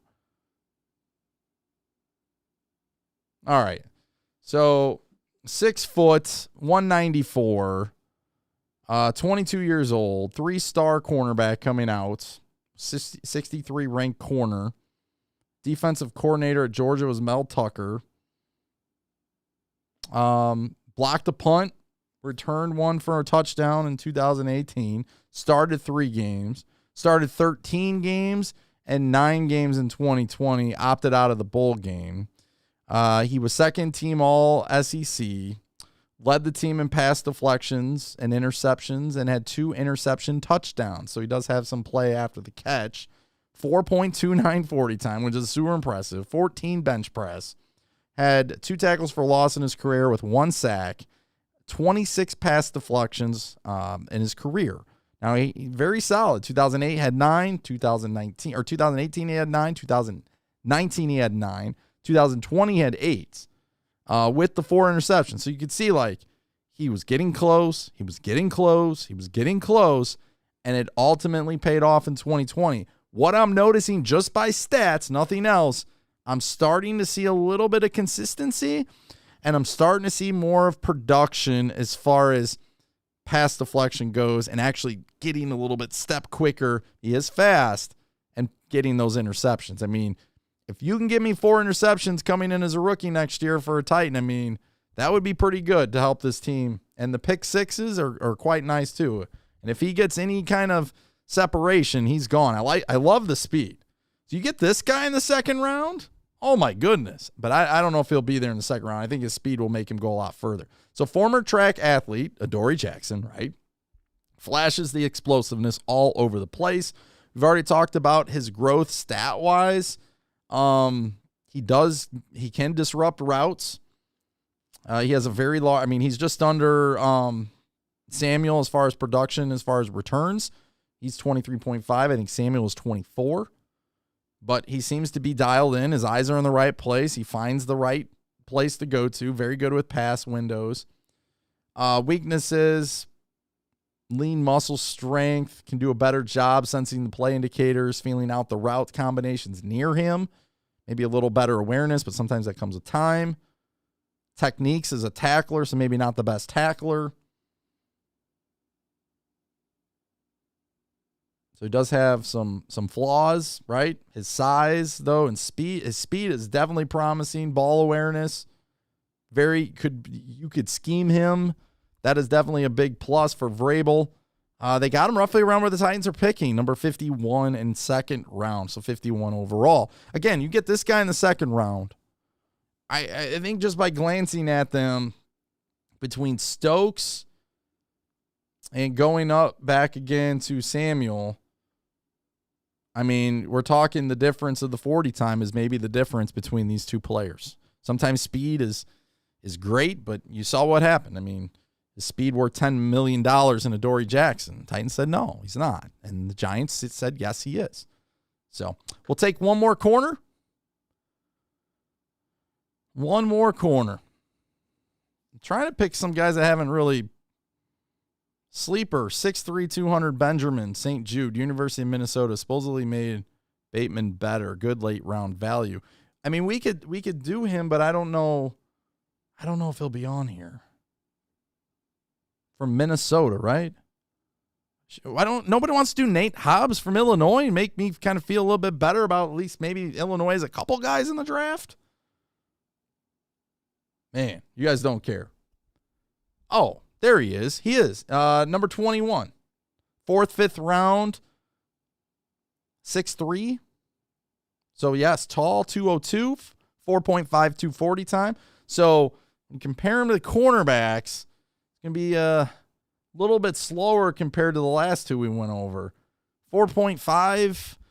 I mean, we would definitely have to look at kind of that, like some of these guys are 4.4, 4.3, 4.4, 4.3,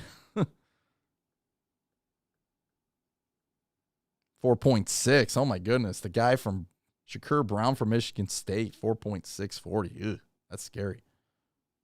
I mean, in this league, corners got to have some quickness to them, the way things are going. I know it's not the end-all, be-all, but 4.48 seems to be pretty average. 4.4. 4.34 from Marco Wilson from Florida. 4.53. All right. So, transferred, right? Missed the season because of an injury at Michigan, and then went to Minnesota. Was an honorable mention, all Big Ten. Led the team in pass deflection 2019. 2020. I'm going to mess this one up, and I do apologize. But this, if we're trying to figure out who we're talking about here, he's Canadian. Benjamin St. Just. He is from Minnesota, 6'3", 202. An Oiler Titan wanted us to break him down. Oiler Titan says, is it pronounced Jude? Okay, maybe it's pronounced Jude. I don't know.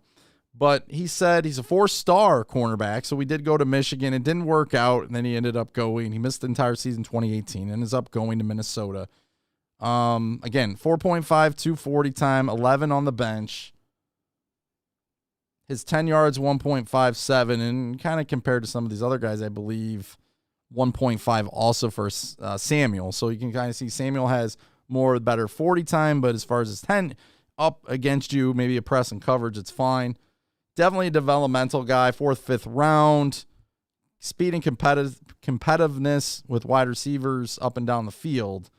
He has outstanding length, speed, and competitiveness down the field. So apparently he maybe acceleration or something, I don't know. But 40 time, to me, 4.5 isn't very fast, but maybe I'm wrong. Who knows? This is a guy who ran like a 5 something in high school. So what do I know?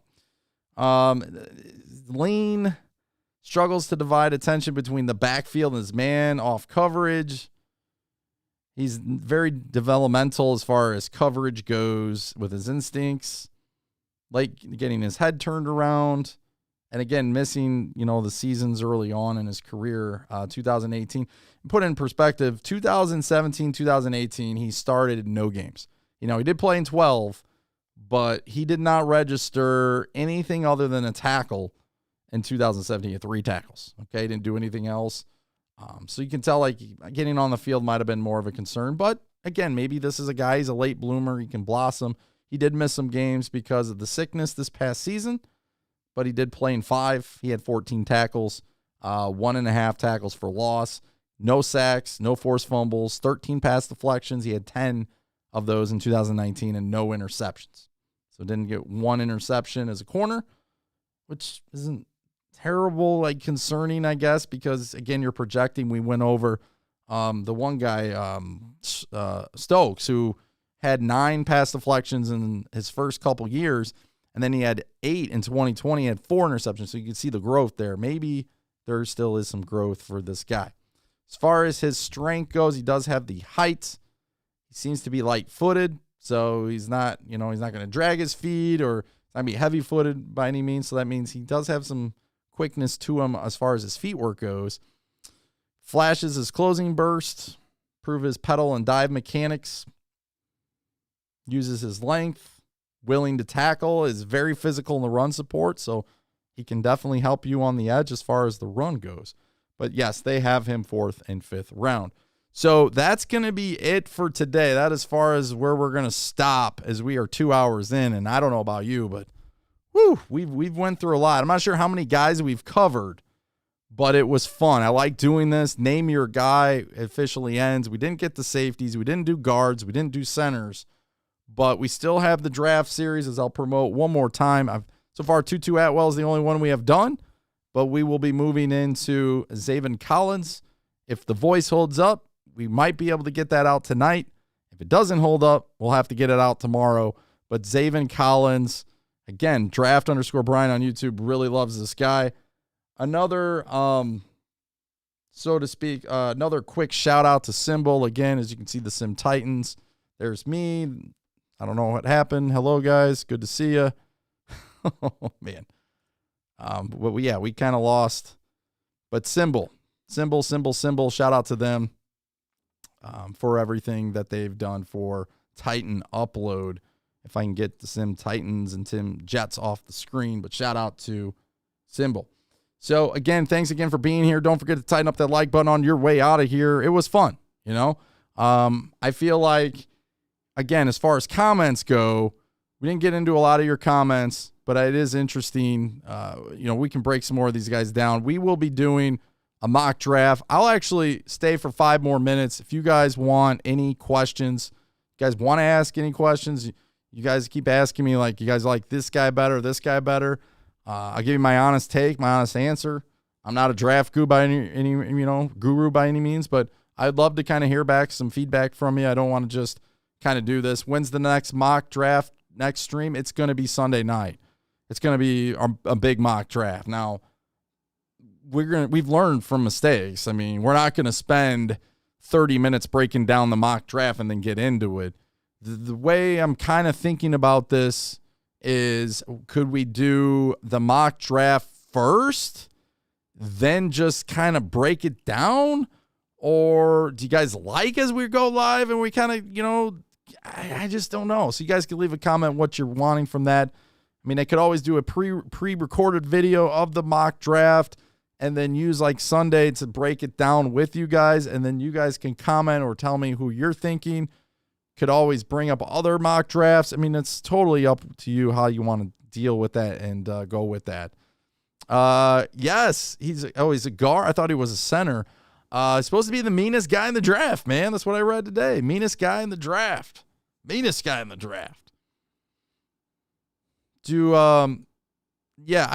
should do him at some point. Maybe we could do him on Sunday. Maybe we can do him. Like I said, they got him going top 100. Let's see. They got him as a center, the 4th center in the draft at 84. So who knows? Maybe there's some good things there. You can't teach height in cornerback. Sherman like 4'6" at Stanford, fell the 5th round. Oiler Titan, great point. So I love you guys. You guys are always with the knowledge. Star, shout out to Star. We tried to find you last. You guys left a comment, Star, in the last chat. Last time we were live, and I was going back to find it. I'm not sure what happened, but hey, thanks for being here. Make a 7th round draft just for the Titans. We tried that, but we did it live. Do you want me to do it like as a pre-record? Would it be easier if I get the pre-record done in like 10 minutes? Do you think that would be more beneficial? Then you guys don't have to wait an hour to 2 hours to get through a mock draft. It's totally up to you. I'm up for doing either or. Obviously, we spent combined probably 4 hours on the draft. We didn't get through a whole lot of guys, but it was still fun. Ireland says Elijah Moore, 1st round cornerback, 2nd defensive end, linebacker inside, defensive line 3rd. Nicholas in the house. I searched up Mukama 40 time sauce and says 4.37. Goat House has him going to guard as a day 2 sleeper. Josh says, are we going live for day 1 of the draft? What about, we're going live day 1. We're going live day 2. And we're going live day 3. Told my wife. She knows. And we're good to go. That is just draft weekend. And we're doing it all live. Now, you know me. I'll think of some creative ways to, kind of like we did with the watch parties. I'll try to have some creative graphics. It won't just be my face or whatever. And we'll try to do some fun stuff. But I'm really interested. We'll have the call lines going. We'll try to bring some guests in. I'll try to bring in Brian. I'll try to get Broshmo. And I'll try to get some instant feedback reaction. I know we'll have Michael calling in. He'll be writing stories as we go. There he is, Michael, putting the fan-to-fan thing on there. But I'm pumped for the draft. We did one last year with NGB Talk. We were on his channel, and then he came on my channel. I'm going to try to line up some guests for us. But, the draft's coming up, and my hope, the last show we did and this show, hopefully we've gained a little bit more knowledge, just a little bit more knowledge. So when these players go off the board, we can really dive in. Now, the fun part about the draft is, yes, we have the draft series, but during the draft and after the draft, we're going to be able to dive into really who we got, and that's going to, and I cannot wait to hear from you guys. Like, that's going to be very, very fun for me to hear from you. And I don't care what your take is. You could agree with me. You could disagree with me all you want. I don't care. I just want to hear your take. That's why this channel is the way it is. So if you never experienced Titan Upload before and you're here the first time, I'm not on here to rant and rave. I'm not on here to pound my chest. I'm on here to hear you guys out. I do give my opinions, and you guys either take them or leave them. But you guys, I love hearing your opinions. And we don't always agree. Trust me, we don't always agree. And one of the most times we disagreed were some of you were more, you didn't want Clowney, and I wanted Clowney, and look what happened. I was completely wrong, and it didn't work out for us, and you guys were completely right. So shout out to you. But the draft, we are going to be live day 1, day 2, day 3, and we'll have a post-game show after each day to break down the Titans pick. So I hope you can join us. I hope you can be around.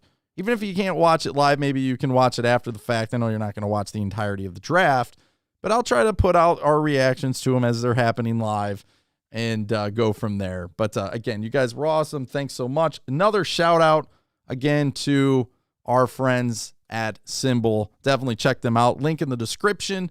Looking for something different? You're 18. Get a $10 deposit when you click that promo code and put Titan Upload in there in the description. And you know what? It's a stock market. You can buy low, sell high.